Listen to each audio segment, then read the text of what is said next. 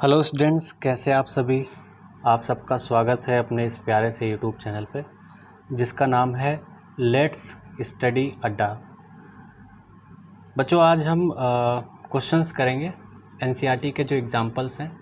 Example कराने का मेरा बस यही एक मकसद है कि आप लोग क्वेश्चंस को कैसे मतलब कि को सॉल्व कैसे करेंगे। ठीक है, जो हमारा बोर्ड का एग्ज़ाम होगा उसमें आपको लिखना पड़ेगा, तो आपको लिखना कैसे रहेगा, बस इतनी सी जो है आपको यहाँ पे बात सिखानी है एग्ज़ाम्पल के माध्यम से। जैसे कि यहाँ पे एनसीईआरटी का जो एग्ज़ाम्पल नंबर 1 है। अच्छा, इसके पहले के हम लोग जो 2 लेक्चर अपलोड कर चुके हैं, पहले वाले लेक्चर में बेसिक क्लियर किया, दूसरे वाले में भी बेसिक क्लियर किया, टाइप्स ऑफ रिलेशन की बात हुई है, इक्विवेलेंस रिलेशन तक हम लोगों ने कर लिया था। आज हम उन्हीं कॉन्सेप्ट जो हम टाइप्स ऑफ रिलेशंस पढ़े हैं उसी पे हम लोग यहाँ पे क्वेश्चंस करने वाले हैं। जैसे पहला क्वेश्चन कह रहा है, let A be the set of all the student of boys school. एक बॉय स्कूल है, बॉयज़ का स्कूल है, उस वहाँ पे जितने भी लड़के होंगे उन सबको क्या मान लो, एक सेट मान लो। So that the relation in A given by R is equals to A comma B such that A is a sister of B. अच्छा देखो, आप लोगों ने क्लास 11th में पढ़ा होगा कि जो हम रिलेशन है, रिलेशन को जो है हम लोग 2 तरीके से रिप्रेजेंट करते हैं। जैसे लिखा भी हो, देखो यहाँ पे रिमार्क पढ़ोगे ना, बोला in class 11th we have seen 2 ways of representing a relation, namely roster method and set builder method. ये 2 तरीके थे, जिस 2 तरीके से हम लोग लिखते थे ना, मतलब 11th क्लास में रिलेशन पढ़ा था। रिलेशन को दो तरीके से लिखते थे, या तो सेट बिल्डर फॉर्म में या तो रोस्टर के फॉर्म में। ये जैसे लिखा हुआ कि जैसे एक रिलेशन है आर, एक सेट है, इस 1 2 3 4 defined by A comma B such that B बराबर ए प्लस इज। इसको हम लोग ऐसे भी एक्सप्रेस कर सकते हैं, A R B if and only if B बराबर A plus 1 by many author. बहुत सारी किताबों में आपको ऐसा भी लिखा मिलेगा। ठीक है, तो आपको कोई दिक्कत नहीं होनी चाहिए। बस जनरली आपको क्या होगा, या तो सेट बिल्डर फॉर्म में या फिर आपको रोस्टर फॉर्म में। जैसे कि ये जो क्वेश्चन है इसमें जो रिलेशन दे रखा है वो सेट बिल्डर फॉर्म में है। तो इसमें कैसा रिलेशन है, A comma B such that A is a sister of B is the empty relation, और एक दूसरा रिलेशन है R dash A comma B such that the difference between the height of A and B is less than 3 metre is universal relation. Question आपको समझा देता हूँ। Question में कह रहा है कि बॉयज़ का स्कूल है एक, उसमें जितने भी बॉयज़ हैं उन सबका एक सेट कंसिडर कर लो। तो इसमें कह रहा है कि शो करो कि एक रिलेशन पहले दे रखा है सेट ए से, A comma B such that A is a sister of B is an empty relation. तो पहले इसकी बात कर लेते हैं। अब जाहिर सी बात है यार, देखो बॉयज़ का स्कूल है तो कोई भी 2 बच्चों को आप पकड़ लो तो ए बी का कभी भी सिस्टर नहीं हो सकता ना, A is a sister of B. Boys का स्कूल है तो बॉयज़ के स्कूल में तो बॉय ही पढ़ेंगे, बट आप इसको एग्ज़ाम में लिखोगे कैसे, जैसे किताब में लिखा हुआ है, since the school is boys school, आप अपने वर्ड में लिखो, no student of the school can be sister of any student of the school. भाई जाहिर सी बात है, बॉयज़ का स्कूल है तो लड़के लड़के थोड़ी भाई हो जाएंगे।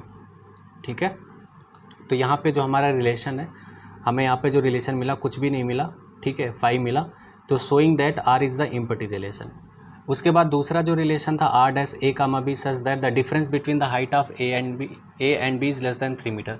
देखो जो मतलब एवरेज हाइट होती है, जैसे अब 6 फीट तक होती है जनरली, ठीक है, 6 फीट तक होती है, तो अगर किन्हीं भी 2 लोगों की अगर हम हाइट का डिफरेंस निकालेंगे, ठीक है, तो वो 3 मीटर से कम ही आएगी, जाहिर सी बात है।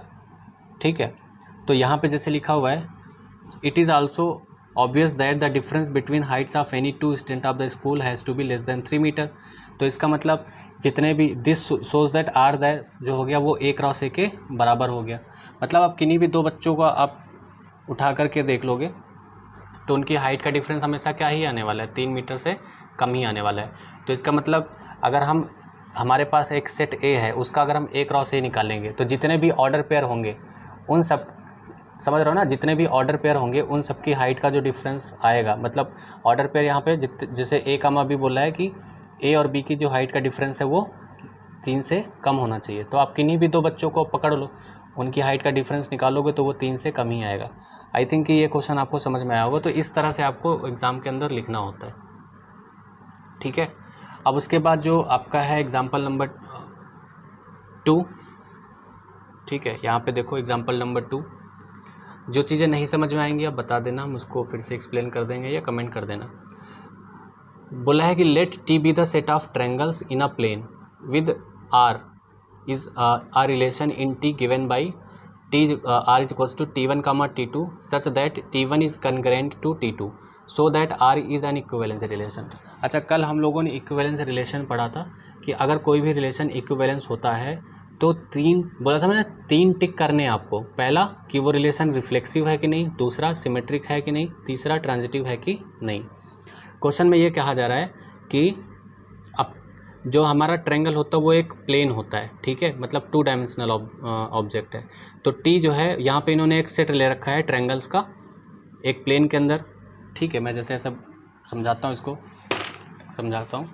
जैसे मान लो ये है अपना एक्स एक्सिस, ये है वाई एक्सिस। अगर हम एक्स वाई प्लेन है, इसमें बहुत सारे ट्रायंगल्स हैं, ये हमने ट्रायंगल्स बना लिए ऐसे, बहुत सारे ट्रायंगल्स हैं, ठीक है, बहुत सारे ट्रायंगल्स हैं, ये सारे ट्रायंगल्स हो गए। तो ये एक प्लेन के अंदर एक्स वाई प्लेन में क्या होंगे, ये बहुत सारे ट्रायंगल्स हो गए। तो इनका हम सेट कंसीडर करें तो बोला है कि टी जो है वो ट्रायंगल्स का एक सेट है प्लेन के अंदर, और रिलेशन क्या दे रखा है इसमें, T1 comma T2 is such that T1 is congruent to T2। तो शो करना है कि इसको इक्विवेलेंस। तो अगर आपको इक्विवेलेंस शो करना है तो पहले आपको रिफ्लेक्सिव शो करना पड़ेगा। अब क्योंकि देखो हर एक ट्रायंगल अपना खुद का अच्छा आपको ये तो पता है ना कन्ग्रुएंट ट्रायंगल का मतलब क्या होता है। कन्ग्रुएंट का मतलब ये होता है कि अगर आप एक ट्रायंगल दूसरे एक ट्रायंगल को उठा करके दूसरे ट्रायंगल के ऊपर रखोगे तो एग्जैक्टली वो क्या होने वाला है उसी के ऊपर। जैसे ये दोनों हाथ जो है हमारे, ये एक दूसरे का कन्ग्रुएंट है, मेरा हाथ और आपका हाथ सिमिलर है।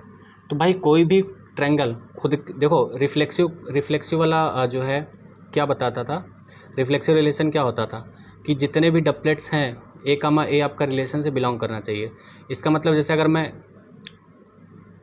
यहाँ पे T1 कामा T1 ले लेता हूँ तो कोई भी ट्रायंगल खुद के, जैसे यहाँ पे देखो सोल्यूशन पढ़ता हूँ, आर इज ए रिफ्लेक्सिव, भाई रिफ्लेक्सिव हो जाएगा ना, क्योंकि कोई भी ट्रायंगल खुद के जो है कन्ग्रुएंट तो होता ही है। R is reflexive since every triangle is congruent to itself. अब इसको लिखो कि कैसे एग्जाम में, तो वो चीज़ इसीलिए मैं आपको डिफिनीसन मतलब पहले बता दिया था और इसीलिए मैं आपको एग्जांपल से ही समझा रहा हूँ। फिर इसके बाद जो क्वेश्चंस करेंगे है ना वो ऐसे ही लिख के करेंगे। तो फर्दर अब देखो यहाँ पे जैसे T1 comma T2 belongs to are, इसका मतलब T1 comma T2 belongs to are का मतलब क्या हो जाएगा, T1 is congruent to T2। अच्छा ये रिफ्लेक्सिव तो हो गया, रिफ्लेक्सिव वाला तो हम लोग कर लिए।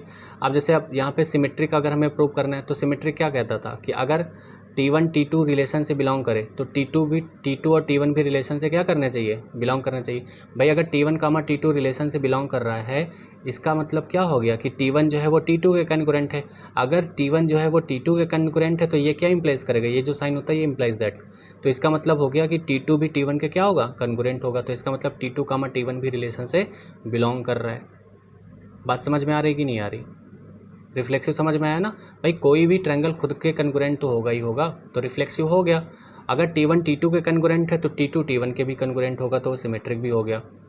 अब अगर तीन ट्रायंगल आप ले लेते हो जैसे T1 comma T2 T1 comma T2 relation से बिलोंग कर रहा है, मतलब T1 T2 के कन्ग्रुएंट है, T2 T3 के कन्ग्रुएंट है, तो जाहिर सी बात है T1 T3 से भी T1 क्या होगा, T3 के कन्ग्रुएंट होगा। लिखा हुआ है T1 कामा T2, फिर यहाँ पे कॉमा लगा है T2 कामा T3 का रिलेशन से बिलोंग कर रहा है, जिसका मतलब T1 जो है वो T2 के कन्ग्रुएंट है और T2 जो है वो T3 के कन्ग्रुएंट है। तो इसका मतलब T1 जो है वो T3 के कन्ग्रुएंट होगा। तो इससे क्या प्रूव हो जाता है कि ये जो रिलेशन है वो रिफ्लेक्सिव, सिमेट्रिक और ट्रांजिटिव तीनों है। इसका मतलब ये रिलेशन क्या हो जाएगा, इक्विवेलेंस रिलेशन हो जाएगा। अब ये जो एग्जाम्पल नंबर 3 है वो इस बार 2024 का जो बोर्ड एग्ज़ाम हुआ था ISC बोर्ड में, उसमें ऑब्जेक्टिव में ये क्वेश्चन बना करके दिया था इन्होंने, ठीक है। जैसे ऐसा एक क्वेश्चन ये पूरा लिख दिया था, इसमें बोला था कैसा रिलेशन है, रिफ्लेक्सिव, सिमेट्रिक, ट्रांजिटिव कैसा है ना। क्वेश्चन एग्जाम्पल नंबर 3 यहाँ पे कह रहा है कि let L be the set of all the lines in a plane. जैसे मैंने यहाँ पे प्लेन बनाया था, ये प्लेन बनाया था, इसमें हम लोगों ने ट्रायंगल्स बनाए थे। इसी तरह कोई दूसरा, इसी तरह एक XY प्लेन में बहुत सारी लाइन्स हैं, है ना, बहुत सारी लाइन्स हैं, मान लो ये लाइन्स हैं, कैसी भी हैं, ठीक है। तो बोला है कि लाइन का एक सेट है एक प्लेन के अंदर, let L be the set of all lines in a plane and R be the relation. अब उनमें रिलेशन क्या दे रखा है कि L relation in L is defined as L1 comma L2 such that L1 is perpendicular to L2। मतलब L1 comma L2 में कैसा रिलेशन है कि L1 जो है वो L2 के परपेंडिकुलर होगा। तो यहाँ पे कह रहा है कि शो करो कि ये जो रिलेशन है वो सिमेट्रिक होगा लेकिन रिफ्लेक्सिव और ट्रांजिटिव नहीं होगा। तो भाई पहली चीज़ तो ये समझो, रिफ्लेक्सिव तो बिल्कुल नहीं होगा क्योंकि कोई यहाँ पे रिलेशन कैसा है, परपेंडिकुलर का relation.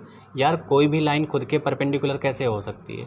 Are is not reflexive as line L1 can not be perpendicular to itself. L1 का L1 जो है वो रिलेशन से बिलोंग नहीं कर रहा है। भाई सिर्फ रिफ्लेक्सिव की डिफिनेशन क्या थी कि A आपका रिलेशन से बिलोंग करना चाहिए, तो L1 L1 से रिलेशन से नहीं बिलोंग करेगा। L1 L1 का मतलब क्या होगा कि L1 L1 के परपेंडिकुलर है, मतलब कोई भी लाइन खुद के परपेंडिकुलर नहीं हो सकती, जाहिर सी बात है। अब उसके बाद R जो है वो सिमेट्रिक होगा क्या? अगर L1 जो है वो L2 के परपेंडिकुलर है तो जाहिर सी बात है L2 जो है वो L1 के भी परपेंडिकुलर हो जाएगी। इसको एग्जांपल से आप समझ सकते हो। जैसे मान लो अगर ये L1 लाइन है और ये L2 है, इन दोनों के बीच में 90 मतलब ये एक दूसरे के परपेंडिकुलर तो 90 डिग्री पे है, तो L1 अगर L2 के परपेंडिकुलर है तो L2 जो है वो L1 के भी क्या होगा, परपेंडिकुलर होगा। तो इसका मतलब L1 L2 रिलेशन से बिलोंग कर रहा है और L2 L1 भी रिलेशन से बिलोंग कर रहा है, तो ये कैसा रिलेशन हो गया, सिमेट्रिक हो गया। ठीक है। अब उसके बाद हमें ट्रांजिटिव चेक करना है। तो ट्रांजिटिव में क्या होना चाहिए कि L1 जो है वो L2 के परपेंडिकुलर हो और L2 L3 के परपेंडिकुलर हो। आर बोला कि ये जो रिलेशन है ये ट्रांजिटिव नहीं होगा, क्योंकि अगर L1 L2 के परपेंडिकुलर है और L2 L3 के परपेंडिकुलर है तो L1 जो है वो L3 के परपेंडिकुलर नहीं होगा। क्या हो जाएगा भाई, पैरेलल हो जाएगा ना। देखो यहीं से L1 L2 के परपेंडिकुलर, L2 L3 के परपेंडिकुलर, तो L1 और L3 क्या हो गए, पैरेलल हो गए कि नहीं हो गए? ठीक है, पैरेलल हो गए। तो इसका मतलब L1 L2 रिलेशन से बिलोंग कर रहा है और L2 L3 भी रिलेशन से बिलोंग कर रहा है, बट L1 L3 रिलेशन से बिलोंग नहीं कर रहा है। तो इसका मतलब ये ट्रांजिटिव रिलेशन नहीं है आपका। ठीक है, ये ट्रांजिटिव रिलेशन नहीं है, ये सिर्फ सिमेट्रिक है और हमें यही प्रूव करना था कि सो that the relation R is symmetric but neither reflexive nor transitive. चलिए अब नेक्स्ट क्वेश्चन की तरफ हम लोग चलते हैं।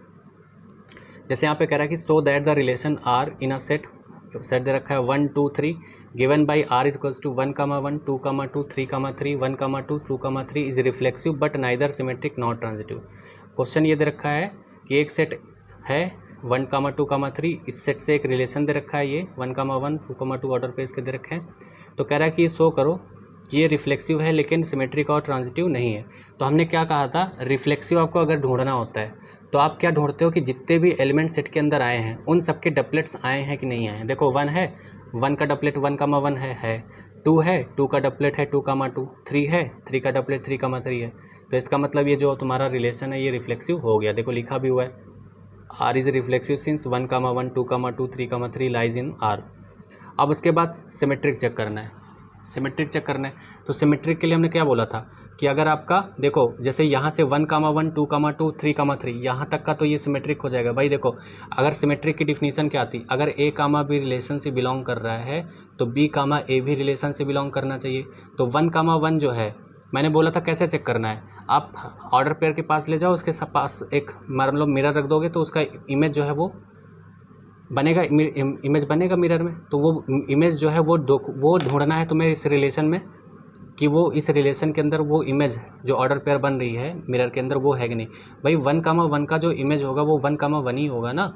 तो ये देखो 1 1 ऑर्डर पेयर इस रिलेशन में है बिल्कुल। इसी तरह 2 2 जो है इसका भी इमेज जो होगा वो 2 2 ही होगा, तो वो भी इसी वो ऑर्डर पेयर भी इसमें है, 3 3 भी इसमें है।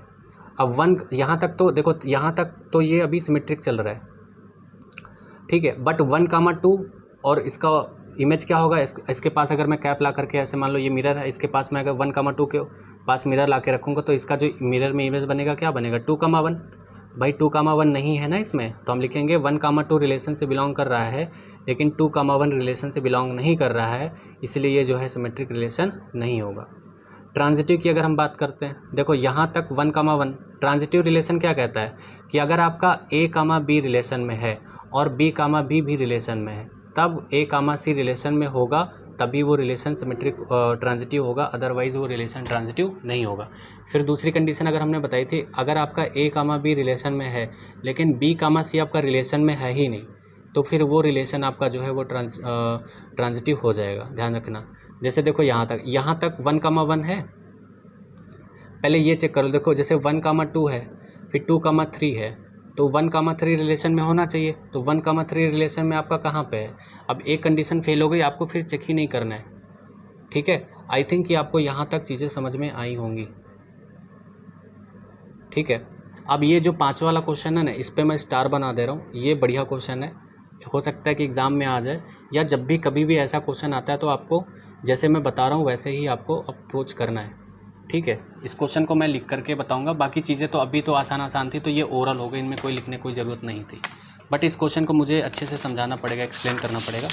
तो हालांकि अभी सारे क्वेश्चंस मैंने अच्छे से एक्सप्लेन करे हैं, बट उसमें कोई ऐसी खास बात थी नहीं, बट ये क्वेश्चन थोड़ा सा मतलब अलग तरीके से सॉल्व होगा, तो इसलिए मैं इस चीज़ को थोड़ा सा बताऊंगा। देखो क्वेश्चन में पहले क्वेश्चन समझ लेते हैं। कह रहा है कि सो that the relation R in the set Z of integer is given by, एक रिलेशन दे रखा है और यहाँ पे जो आपका सेट है वो इंटीजर्स का सेट है, A comma B such that 2 divides A minus B is an equivalence relation. अब हमें इसको शो करना है, हमें इसको शो करना है कि ये एक इक्विवेलेंस रिलेशन है। भाई देखो, अगर मुझे कुछ चीज़ को शो करना होगा ना कि भाई ये इक्विवेलेंस रिलेशन है, तो हमें वो ऐसे ही हमें उसको शो करना है। दैट मीन्स हमें उसको शो करना है तो हमें ऐसे एग्जांपल्स लेने पड़ेंगे जिससे वो चीज़ क्या हो जाए, इक्विवेलेंस रिलेशन प्रूव हो जाए। जैसे यहाँ पे देखो, पहले अगर हम रिफ्लेक्सिव की बात करते तो रिफ्लेक्सिव क्या कहता है कि ए कामा ए रिलेशन में होना चाहिए, मतलब ए की जगह पे ए और बी की जगह पे भी ए।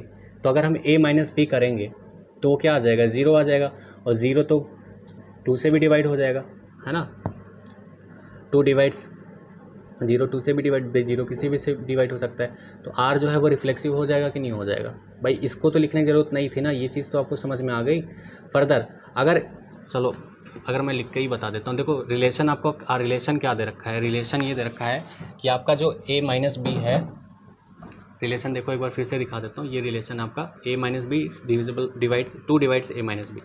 तो अगर मैं रिफ्लेक्सिव की बात करूँ तो रिफ्लेक्सिव क्या कहता है कि आपका ए कामा ए रिलेशन से बिलोंग करना चाहिए। अब यहाँ पे ए कामा ए का मतलब ए माइनस रिलेशन क्या है, ए minus B 2 divides A minus B. तो ए माइनस बी मतलब ए कामा बी, ए की जगह पे भी ए है, बी की जगह पे भी है, तो ये 0 आ जाएगा। तो 0 को 2 डिवाइड्स, है ना, 2 डिवाइड्स 0,